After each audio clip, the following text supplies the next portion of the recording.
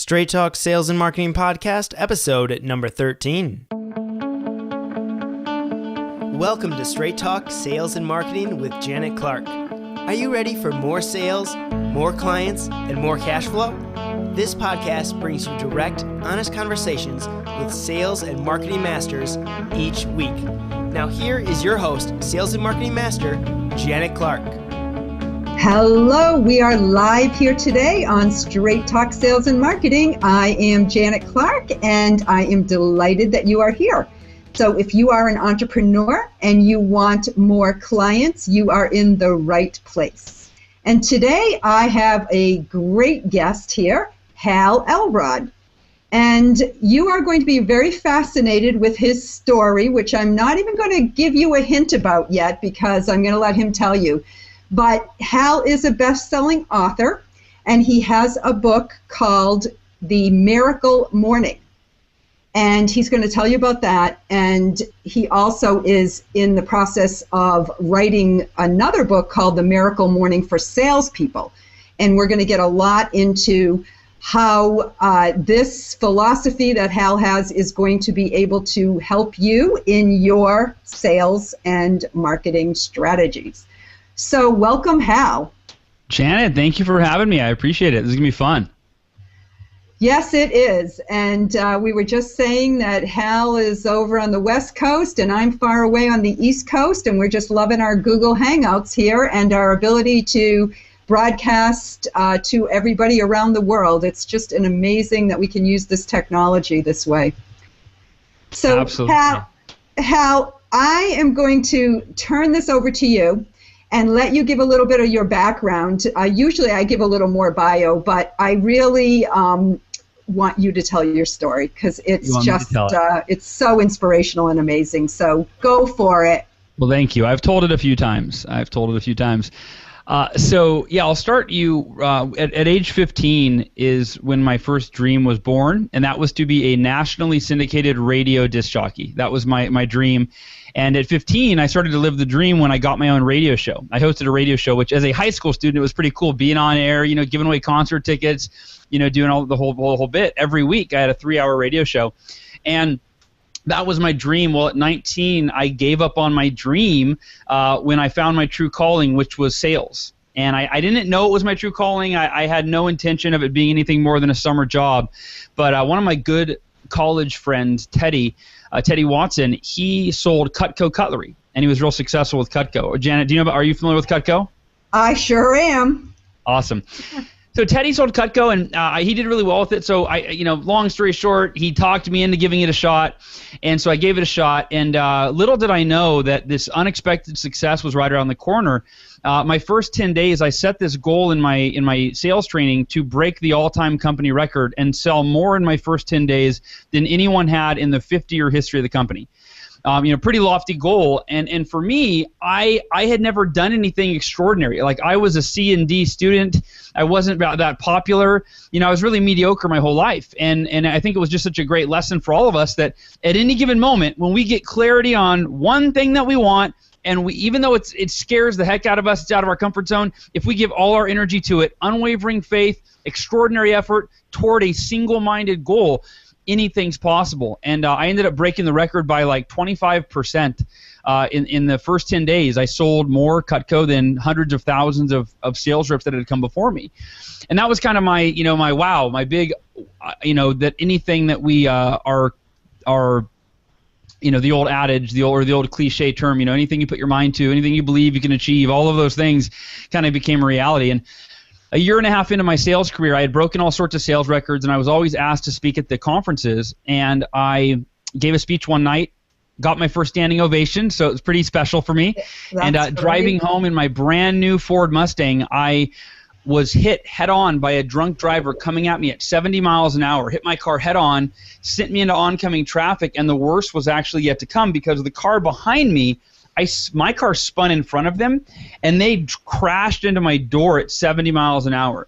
And I don't know if you can see, but I mean, basically the entire left side of my body I crushed, and I broke 13, it was 11 or 13 bones, I always forget, but 11 or 13 bones all along the left side of me.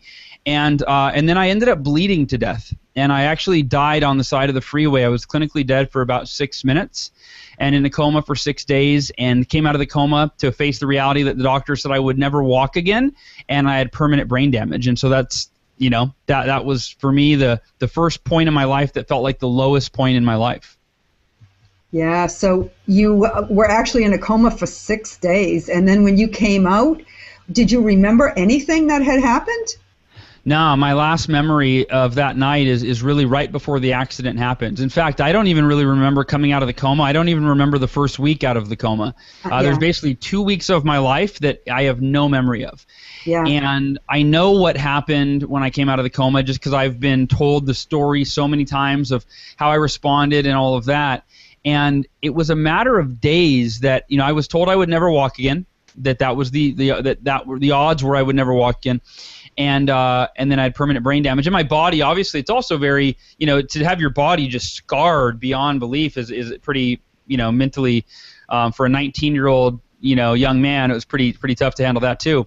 But the doctors actually called my parents in a few days after the accident, and they called them in with concern. And they said, we're concerned with Hal.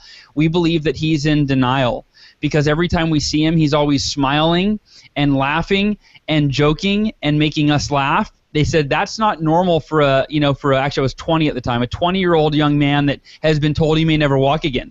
He should be sad and depressed and angry and scared, and we need you to find out how he's really feeling because we believe he's in denial and he just can't face the feelings that are so painful. And so my dad talked to me that night, and I said, Dad, I'm not in denial. I live by the 5-minute rule, which I learned in my sales training, which says it's okay to be negative sometimes when things go wrong, bitch, moan, complain, punch a wall, whatever you got to do, get the aggression out, but set your timer for 5 minutes, and that's it. You give yourself 5 minutes, and the 5-minute rule says after 5 minutes, you're not allowed to complain anymore. You're not allowed to feel sorry for yourself. You're not allowed to wish it were different. You accept it 100%, whatever it is, whatever circumstances have already occurred, and you focus 100% of your energy on what you want, where you want to go, and how you're going to get there. And obviously, I applied that to my sales, disappointments and failures and challenges, but it applied here in this situation. And so the doctors didn't realize I was genuinely happy because I had acknowledged that I can't change that I was in a car accident. I can only make the best of the situation. Yeah. Well, I don't know. Was that just the naivety of youth, or was it? I guess a big part of it is in what you had programmed into your mind and all of the positive things that you had learned through sales training. And I talk about that a lot. Like, when we fill our mind with those kind of beliefs, it really does change the pattern of the way that our lives roll out. Well, yeah, and it's all about acceptance. So, so for me, it wasn't maybe part of it was naivety, I don't know, but no, it was really acceptance. It was the idea that I've since then been able to articulate it, and speaking to tens of thousands of people and reading hundreds of books, that the cause of our emotional pain, every negative emotion that we ever feel, is self-created by our level of resistance or non-acceptance to whatever it is that we think is causing us the emotional pain. So if something bad happens, or you lose someone that's close to you, or you lose your job or whatever, to the degree that you're not willing to accept it, to the degree that you resist your reality, is the degree that you create emotional pain for yourself. So I realized that we're 100%, or I'd say 99%, 95% in control of our emotional state when we live in a state of unconditional acceptance, where we accept everything that's out of our control, and we focus on only things that are in our control. And I'll share I'll wrap this part up with Janet. I told my dad, I said, look, Dad, my parents were really distraught over the possibility that I may never walk again.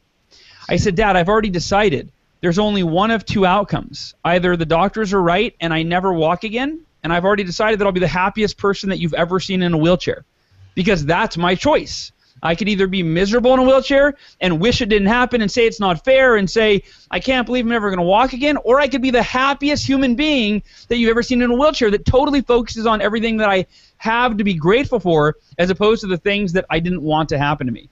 And I said the second outcome is I will walk again. And I said, Dad, I'm putting all my energy into that. I'm visualizing it. I'm imagining it. I'm focusing on it. And I'm putting every ounce of energy into that possibility while simultaneously being able to accept whatever the worst case scenario is. And I think that's the lesson that people can take away is you've got to wake up every day and expect the best. Expect the best from yourself. Expect the best from other people. Expect the best from life and from your clients, your customers, your prospects. Expect the best. And simultaneously make the decision that you will accept the rest. You'll accept whatever happens that happens. And you'll focus, though, on expecting the best from yourself so that you can make happen what you want to happen. Yeah. So, I mean, there's so much good in that came out of this for you. But I think, the most important thing is that you're living proof that what you're out there professing and teaching and encouraging people to do really does work.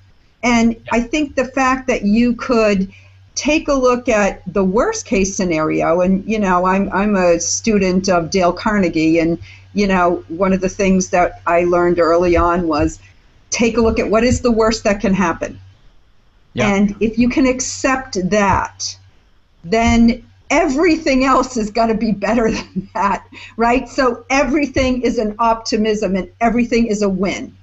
And, I just had interviewed somebody yesterday for the last week's podcast talking about, accepting this or getting to know, like understanding how important it is to recognize that these rejections or objections that people are giving you have nothing to do with you.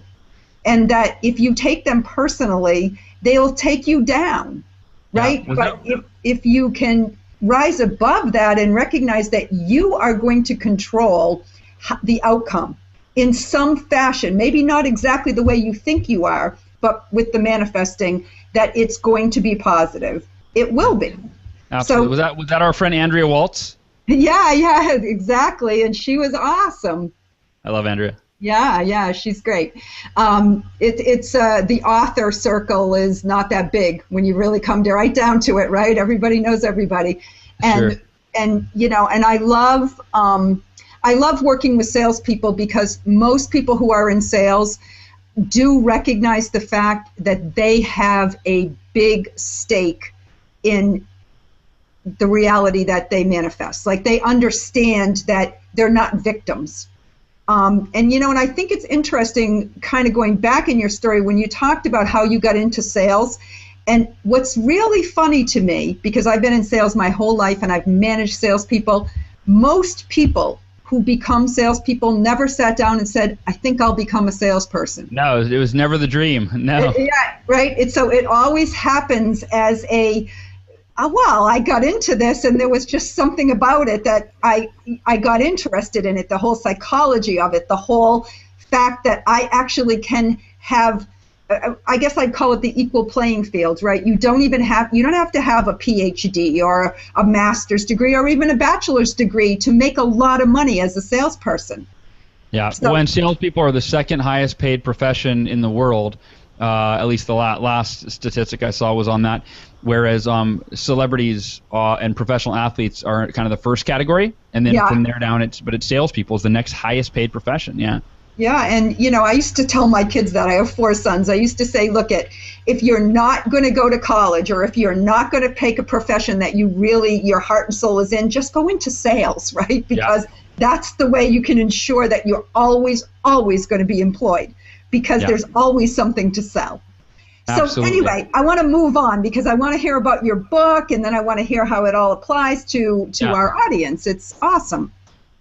Yeah, so so in my life I've experienced what I call 2 rock bottoms, and the first rock bottom I just described. It was hit head on by a drunk driver, dead at the scene, told I would never walk again. And by the way, I don't know if I finished the story in terms of 3 weeks after the night of the crash, I took my first step. And I went on to that year, actually. I got out of the hospital in February, didn't have a car for the first 6 months because of my brain damage. I couldn't drive. Got a car, but that year I finished number 6 in our company. The year started in the hospital, but it finished with me on stage as the number 6 sales rep out of, I think, 60,000 active sales reps that year. So it was, again, kind of a proving that, look, we all have excuses. I could have made the excuse, well, I'm not going to, I could have been the victim and be like, well, I was in a car accident and nobody would have blamed me for not achieving that year. But that was unacceptable. I thought, what better inspiration to go out there and do it than when you're facing extraordinary adversity. So my first rock bottom, you'd think would be the worst. Most people would think, dying is probably like the rock bottom of the rock bottoms, like that's it. But actually 9 years later, it was worse for me. When the U.S. economy began to crash 2007, 2008, I lost really everything. I shouldn't say everything. I had the most important things. I had my health, I had my family, right? But I lost everything that I had built. I had just graduated, or I guess retired, if you will, from my sales career as I hit the Hall of Fame, decided to move on. I launched a sales coaching business, a keynote speaking career, and I wrote my first book, which is, might as well show it, Taking Life Head On, right? So that's my first book. And in 2008, 2009, or 2007, 2009, when the U.S. economy crashed, I lost over half of my clients because they couldn't afford, because their income suffered, so it trickled down, and then they couldn't afford to pay me. And I couldn't pay my mortgage. I lost my house. I went deep in credit card debt. It was a 6-month period where I charged $52,000 onto my credit cards, just to business expenses, just to survive. Lost my house to the bank, and as a result of this, I got deeply depressed. For the first time in my life, I was deeply depressed, where I was thoughts of suicide swimming through my head every day, didn't want to get out of bed in the morning. And finally, my wife, who was my girlfriend at the time, so Janet, she's a keeper, she stuck around. But she basically said, sweetheart, you need to talk to one of your friends. You have some smart friends. Figure out how to turn this thing around. And whatever you're doing, it's not working. No offense, but I want to see you, better. And so I finally confessed to my good friend John, very smart, John Berghoff. I said, John, here's what's going on, man. I'm not telling anybody about this because I'm a success coach, and it feels kind of funny to say I'm a success coach, but I'm failing. Do you know anyone that needs a success coach who's failing, right? And so finally John says, Hal, you need to exercise every day. He says, I'm serious. You need to go for a run every day, listen to some self-help so you can put yourself in a peak physical, mental, and emotional state to solve your problems. And I was kind of disappointed. I thought, no, give me the solution. Don't tell me to go run, right? Don't teach a man to fish. Give me the fish. And so the next day, reluctantly, because I hated running, I went for a run, heard a quote on the run from Jim Rohn that changed my entire life. And to this day, it's the foundation for the Miracle Morning and everything else that I do. And here's the quote. Your level of success will seldom exceed your level of personal development, because success is something you attract by the person you become. And in that moment, I stopped running and I replayed the tape, and I realized I'm not dedicating time every day to my personal development so that I can become the person that I need to be to create the success that I want. And what happened, to kind of keep the long story short and tell you how it all unfolded, I ran home. I did some what I call G-search, which is Google searching, right? Research, but like Google searching. And I figured two things out that successful people did every day that I wasn't doing. Number one, they woke up early. I wasn't a morning person. At least I didn't think that I was. But I couldn't avoid it. When I'm Googling what successful people do every day, Google that. What successful people do every day, you'll find article after article after article says they have a morning ritual that they swear by. Yeah. So I realized I got to create a morning ritual. And then the question was, what am I going to do during that time to have the maximum impact? I'm tired of struggling financially, physically, mentally, emotionally. I wanted to change my life as fast as possible. So I created this morning routine. I got excited. I thought this could be the one thing that changes everything. And 2 months later, 2 months of doing a morning routine every day, which it got fun and exciting. I thought it was going to be hard. It was actually fun. It was exciting. It was inspiring. 2 months into it, the results were this. I more than doubled my income, took it from $5,000 a month to $12,000 a month in 2 months, not changing professions or careers, doing the exact same business that I had already been doing that I was struggling at. I also got in the best shape of my life. I went from not exercising at all to running a 52-mile ultra marathon, and my depression didn't take 2 months to go away. It was gone that morning. And I started teaching it. I called it the Miracle Morning because my life felt like a miracle, how fast my morning routine turned it around, teaching it to other people, and now it is the #1 best-selling book, which I'm very grateful to say, and it's one of the highest-rated books on Amazon.com. I always tell people, don't take my word for it. I'm the author. Go to Amazon.com and just read some of the 300-plus, 5-star reviews and see how people are it's transforming lives. I'm really grateful for that. Yeah. Well, I heard you actually speak on a summit that somebody did that I work with, and I was intrigued by it because I never really thought through that whole thing about successful people in the morning routine and put that statistic there that, that probably 99.9% of successful people do that, or whatever that statistic is. Yeah. But I do know that is what worked for me, so it was very credible to me because there was a time in my life when I had a pretty high-level executive job. I had a whole group of people working for me in different, departments, and I had 4 kids that I was raising, and I was going to school, and and I was balancing all of that, being married and working, trying to get that all figured out.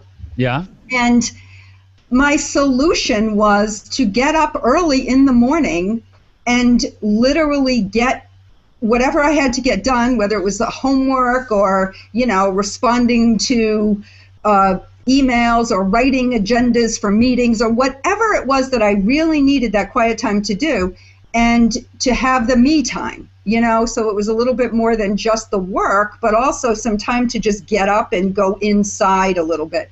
And by the time, 6:30, 7 o'clock rolled around and the kids were getting up and the hecticness was starting, I had already accomplished what was the big thing that I needed to do that day. So I want you to, I related to it because I did it not even knowing that it was a secret ingredient, but I think it is sort of like a miracle solution. And so people, like you say, who aren't morning people, because I always was, so that probably came a little more naturally to me. But why people who aren't morning people should consider this, I think would be good to hear. Yeah, and I would say that probably 60 to 70%, and this is a guess, but I'd say 60 to 70% of the people that do the Miracle Morning, and we're in the tens of thousands of people around the world now that do the Miracle Morning every day and swear by it, probably 60 to 70% of them did not consider themselves morning people when they read the book. In fact, I remember one person, it might have been an Amazon review, I'm not sure, or an email to me, but they said, my friends, and I kept hearing from different friends, you got to read this book, you got to read this book, you got to read the book. They go, but I'm so not a morning person that I didn't even want you to convince me that I should be a morning person, right? And they go, now, Hal, I've gotten up at 5 a.m. for the last 17 days in a row or whatever. So it's really about, here's the premise of it. If you want to take your results to the next level, your sales to the next level, your income to the next level, you have to first take yourself to the next level, because it only happens in that order. In fact, that's the tagline of the Miracle Morning for salespeople. It's how to take yourself to the next level so that you can take your sales to the next level, because it only happens in that order, right? That's the reality. And so if someone's not a morning person, the solution for that is in the book. In fact, it's kind of odd, but the shortest chapter in the book, I think it's the shortest chapter, it's called the 5-Step Snooze-Proof Wake-Up Strategy. And it's basically, for anyone that's not a morning person, here are the 5 simplest steps, like so easy a second grader could do them, that will make waking up for you easier than you ever thought possible. You'll actually be excited to wake up in the morning. There's a couple things you do before you go to bed, and there's a few things you do first thing when you wake up in the morning that make waking up in the morning very easy. And it's funny, the funny part is that it's the shortest chapter in the book. It's really the most basic chapter in the book, but I think it's the most important chapter in the book, because if you're really sold on the idea that, wow, you know what, I got to face the facts. Successful people do wake up early. They do have a productive morning, and that is a large part, if not the determining factor, in why they're so successful. So if you're convinced of that, and then you read the Miracle Morning and you learn about what I call the life savers, which are the 6 practices that kind of make up the Miracle Morning, and I can go more in depth on those if you want. But if you then know what to do, so you go, okay, I got to wake up early and I know what to do. but without the middle piece of, okay, how do you get your butt out of bed? How do you overcome that habit that you've had for maybe your entire lifetime of hitting the snooze button and wasting the morning? And Janet, last thing I'll say on this is, if you think about it, hitting the snooze button in the morning doesn't even make sense, right? It's like saying I hate waking up in the morning, so I do it over and over and over and over again, right? That was one of my favorite comedians, Demetri Martin, said that. But the other part is, if you start the day with hitting the snooze button, you're literally starting the day with procrastination and a lack of self-discipline. So if you have an unfocused, unproductive, undisciplined morning, you're setting yourself up to have that kind of life. What the Miracle Morning gives you is it guarantees that you have a focused, productive morning that sets you up to have a focused, productive day, which creates an extraordinary life. Yeah. So do people come up with this thought that, but I'll be tired by 2 o'clock in the afternoon? I mean, how do you answer that one? So possibly there's a few things with that. There's a part in the book where I actually go into diet a little bit, and I talk about what foods you should eat, when you should eat, why you should eat. Basically, the premise being eating for energy, right? So eating for energy. So a big reason that people are tired in the afternoon, no matter what time they go to bed, is because they go eat a big lunch, and then their body goes into digestion mode. And, it's funny, 5-hour energy, they actually prey on that. Think about that. The commercial says, do you ever get that, 1 or 2 p.m. slump where you're tired? And people go, yeah, I have that. I need 5-hour energy. Well, what they don't tell you is, hey, if you eat a lunch that actually is energy-producing foods, you won't have that problem, right? So a big part of it is I do talk about what to eat throughout the day to maintain maximum energy levels. But the other thing is, that it's if you go to bed at a decent hour, this isn't about going to bed at the same time you go to bed now and waking up earlier. It's about going to bed an hour earlier with the intention of the value of waking up an hour earlier and how that's going to change your life. I don't know about you, but most people, the hours from 11 a.m. or 11 p.m. to 1 a.m., they're usually not that productive. They're watching television, they're vegging out, they might be answering email. Usually not the most productive time, though.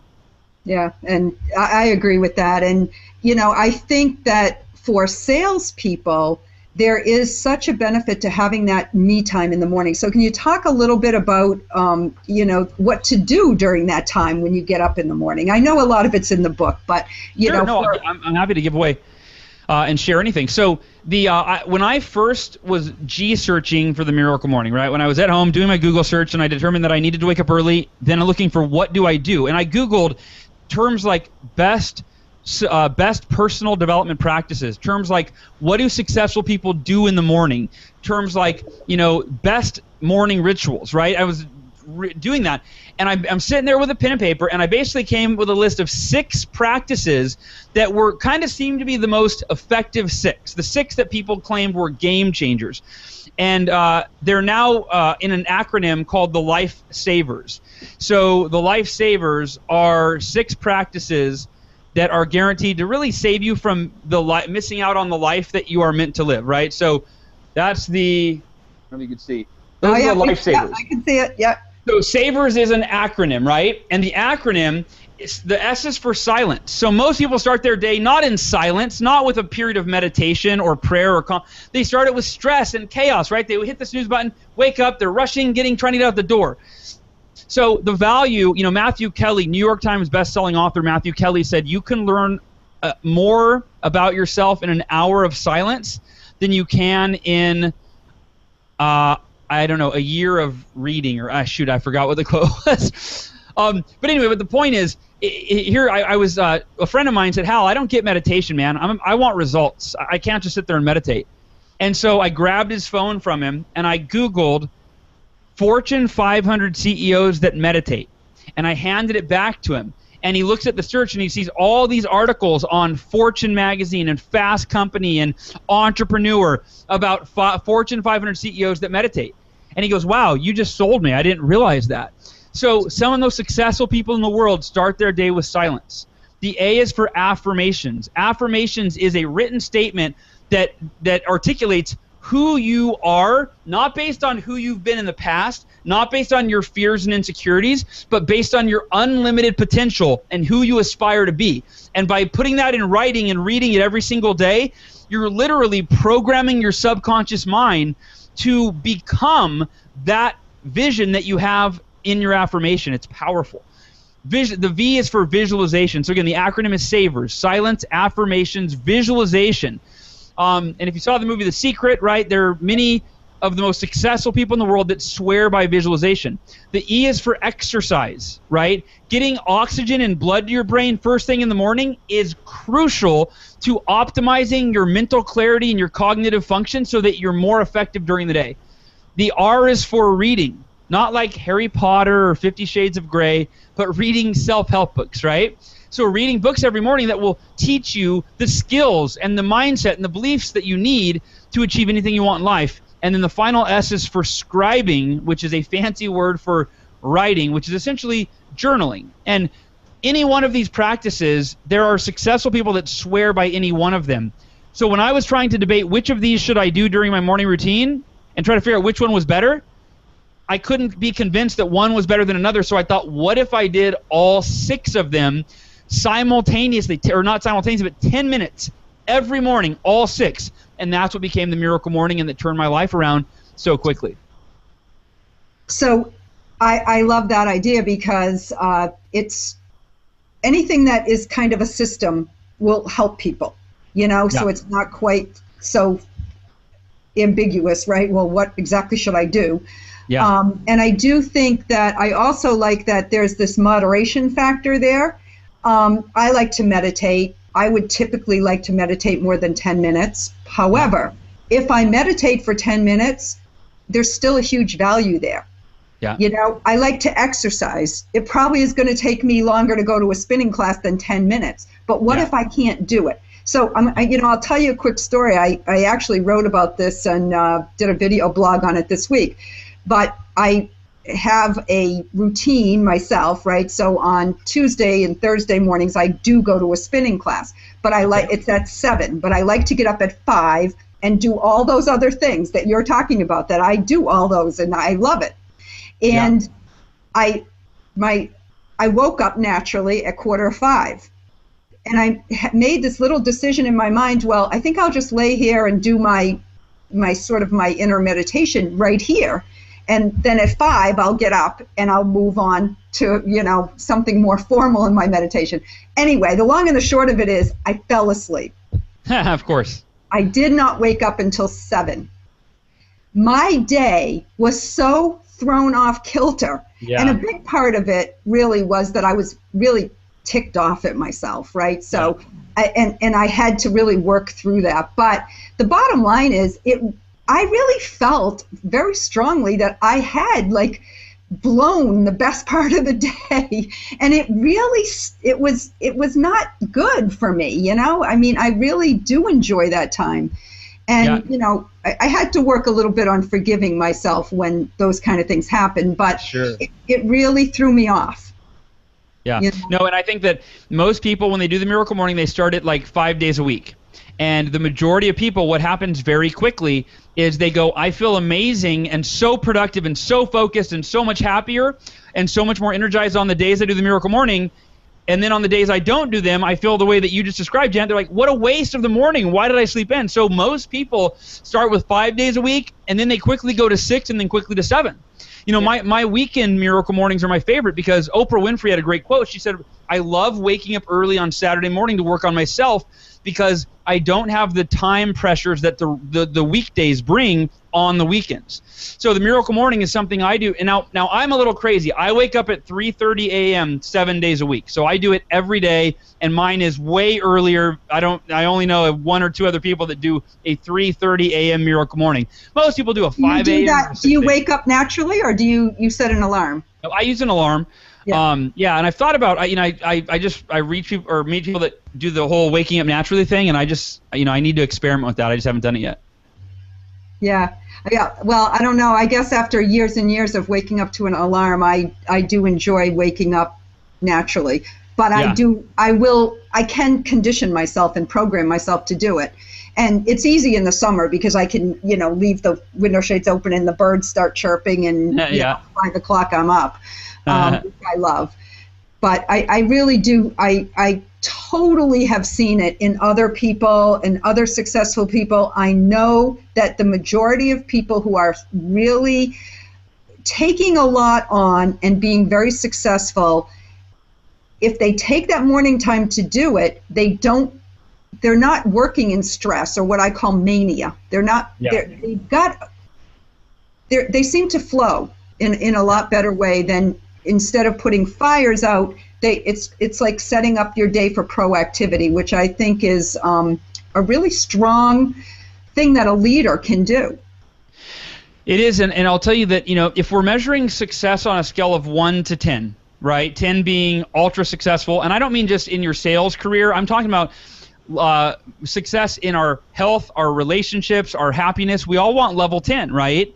And my realization when I heard that quote from Jim Rohn that said your level of success will never exceed your level of personal development, I realized that I wanted level 10 success, but my level of personal development was like at a 2, right? And you see the disconnect. I think that's the disconnect for 95%, roughly. 95% of our society is, this is who we are, this is what we want to accomplish, and the only way to do that is to become a level 10 person. That's what the Miracle Morning is about. It's about dedicating time every morning to becoming the person that you need to be, the level 10 person that you need to be able to attract, create, and sustain the levels of level 10 success that you want in every single area of your life. Yeah.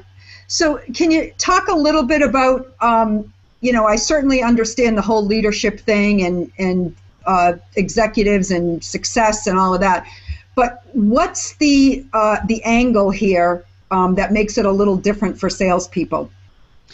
There's a few things. Number one, salespeople, typically we are able to set our own schedule, right? And that's our greatest freedom, and it can also be our greatest hindrance. We don't have to wake up early. And I think that some salespeople, right, we embrace the freedom a little too much, and it causes us to not be able to achieve at the highest level. And for me, the year that I took my sales, I was a record-breaking sales rep for 5 years, but then my 6th year, my last year with the company, I decided to double my best year ever, which, that was pretty intimidating, pretty scary. One of the biggest things that I did, though, is waking up early and choosing that I basically decided that every choice I'm going to make is going to be an added value choice, meaning it's every decision, every choice, how I spend every moment is going to be in alignment with me having the best year of my life, right? Which is going to require saying no to a lot of things. So I sat at that time I had just bought a house. This was before the crash happened. I had bought my house, and I had a couple of my friends that were renting rooms from me, and they were used to the old Hal, which was like I'd stay up and play video games with them. We'd go to the bars, we'd go drinking, and I said, hey guys, for the next 11 months till the end of the year, I'm committed to achieving something I've never achieved before, and I'm committed to being a person I've never been before. That's the only way I'm going to do that. And so I said, that means that no staying out late anymore. I'm waking up in the morning and I'm focusing on my goals. I'm focusing on reading books on sales. I'm focusing on my affirmations, the things that will allow me to become the salesperson that I need to be to create the sales success that I want. And that year, I more than doubled my sales from my previous best. It was my first year earning, my first 6-figure year. I was like 25, I think. And, and it was a result of who I became more than it was what I did. Yeah, I think that's awesome. So what are you doing now? Besides reading books. So I retired from my official direct sales career as a manager and a rep in 2005. So it's been 9 years. So now I do coaching. I still do sales coaching, success coaching, life coaching. I coach entrepreneurs, CEOs, business owners. I have a group coaching program called VIP Success Coaching, which I basically created because my coaching is so expensive for most people that I wanted a option that anyone could afford. So it's only $47 a month, and if anybody wants to check it out, it's VIPsuccesscoaching.com. And then I speak all over the country and Canada. So I am technically international, although Canada's as far as I've gone. But I speak at for youth, college, corporations. I do sales events. I speak to a lot of real estate agents now. It's interesting, but the Miracle Morning, I never intended when I wrote this. The real estate community, real estate agents and mortgage have taken to this book more than any other.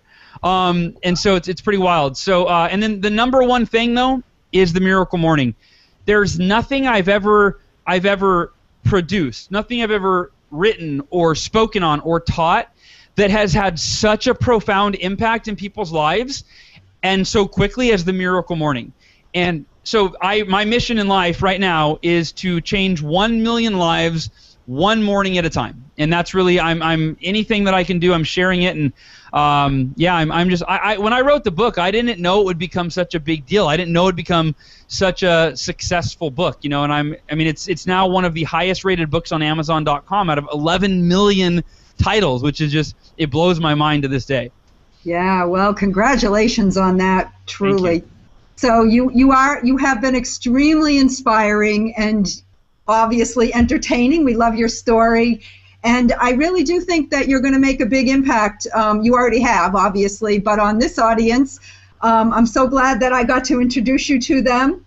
And I do want to let everybody know that if you go to www.straighttalksalesandmarketing.com, you will be able to get the links for Hal. But I'm also going to have him tell you now how you can go to get the book and also a free gift that he has to offer you. Yeah, absolutely. Thank you for that opportunity, Janet. So if you're listening, you can get the book on Amazon.com. And like I said, don't take my word for it. Go read some of the, the reviews, 370 something, I think. But the book's on Amazon. And then now if you're not in a financial position to get the book right now, and I know that, it's only $14, but I've been there before where my wife and I have had agreement where I've gone, I've been through financial struggles where, it's like, sweetheart, unless it puts food in our kids' stomachs, you're not allowed to spend any money without asking me, right? So if that's the case, you can go get the free gift Janet mentioned, and it's really more than just a free gift. It's actually 3 free gifts at miraclemorning.com. If you go to miraclemorning.com, you'll get the first few chapters of the book for free. You'll get a 17-minute training video for free. It's actually me on stage in front of thousands of people teaching the Miracle Morning. And you'll get a 60-minute audio training on the Miracle Morning for free. It's basically everything you need to get started with the Miracle Morning. And then last but not least, Janet, I would love to invite your listeners to what has become the most inspiring, encouraging, supportive online communities that I have ever seen. And it is the Miracle Morning community on Facebook. So if you go to Facebook, search the Miracle Morning community, and make sure it's community because we have a fan page that's not as interactive. But you'll ask to join, I'll approve you. You'll be blown away by the caliber of people that are there and how encouraging and supportive they will be for you and your goals. That is awesome. Well, I think that's great because, as salespeople, we definitely need to keep that community, that camaraderie going. And it's great, I think, for salespeople also to be talking with people who are selling, not doing exactly what they're doing, but just in general, the whole just concept of sales. It's so important, as you say, this personal development, keeping your skill set up there. And, we all can get a little complacent and lose that sort of inner zest for what we're doing. So I think it's great that we could start a new routine, come up with a new community, get re-inspired. It's kind of the evolution of sales, right? You have to keep doing that over and over again. Yeah, absolutely. And I think the Miracle Morning, that's what it's about, is it's guaranteeing that you start the day refreshed and re-energized and, reminded of what you're working towards and who you need to become to work towards it and make it a reality. And Janet, thank you so much for having me on your show. It's been awesome. Well, thank you, Hal, and I hope we get to do this again when your new book comes out. So We'll be looking for that, The Miracle Morning for Salespeople. And I am Janet Clark, and I am so grateful for all of our listeners out there today. And I will encourage you again, if you haven't picked up my free ebook, Sell from the Heart, to go to straighttalksalesandmarketing.com and pick that up. And in the meantime, I will always be available via email, janet@thefreedomshift.com, if you need to reach out or just feel like saying hi. And I will be back with you next week for more inspiration and excitement. Thanks, Hal. Thanks, Janet. All right, bye, everybody. Thank you so much for tuning in to this episode of the podcast. So now it is time for you to go there and take action. We want to know, what are you going to do to actually put what Hal and Janet talked about in this episode of the podcast into work, into your life, and in your business. So let us know by visiting straighttalksalesandmarketing.com/013 for episode 13. Just simply let us know how you're going to actually implement some of the things that they talked about in your business. We want to hear from you what your biggest takeaways were. Also, if you haven't done so yet, please go subscribe to the podcast on iTunes by visiting straighttalksalesandmarketing.com/iTunes and just hitting the little subscribe button there. This helps make sure every single episode is delivered directly to you and that you don't miss a single one. We'd also greatly appreciate it if you'd be willing to leave a review on iTunes, because that helps other people decide if this podcast is right for them and helps more people actually find each and every single episode. So now it's time for you to go out there, to take action, and to make your shift to financial freedom today.